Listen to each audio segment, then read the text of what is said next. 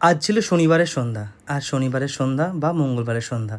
তার মানে তো তোমরা খুব ভালো করে জানো সকলে যে আমি ভগবানের কাছে একটু স্পেশাল করে ভগবানকে একটু সেবা দিই। তো যাই হোক আজকে সেবার জন্য মায়ের জন্য রেখেছিলাম একটা জবার মালা সুন্দর। আকন্দ মালাগুলো একটু শুকিয়ে গেছিলো, কিন্তু ফুলটা যদি শুকনো থাকে আমার বাবার তো কোনো সমস্যা নেই। তো যাই হোক একটা পদ্ম ছিল আর একটু আকন্দ মালা ছিল, আর ভগবানের জন্য রেখেছিলাম একটু ল্যাংচা, একটু পান্তুয়া, একটু মিহিদানা বা বোঁদে। এগুলো একদম গরম, টাটকা গরম ছিল। আর আমার মাকে আমি যত দেখি তত অবাক হয়ে যাই। দিন দিন ভগবান আমার একটু বেশি সুন্দরী হয়ে যাচ্ছে, প্লিজ কেউ নজর দিও না। আমি ভগবানের কাছে বলি, ভগবান তোমরা ভালো থেকো আর সকলকে ভালো রেখো। জীবনের দুঃখটা খুব সাময়িক।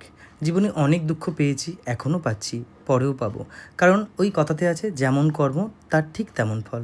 হয়তো কোনো সময় বা কোনো দিন বা কোনো কারণে কোনো একটা খারাপ কর্ম করেছিলাম, তার ফলস্বরূপ আজকে আমার এই কষ্ট বা দুঃখ। সে যাই হোক, সকল ভালো থেকো, সুস্থ থেকো, সাবধান থেকো। ভগবান তোমাদের সকলকে ভালো রাখুক। সবাই সবার মতো করে ভালো থেকো। জয় মা, রাধে রাধে। মা গো, দয়া করো।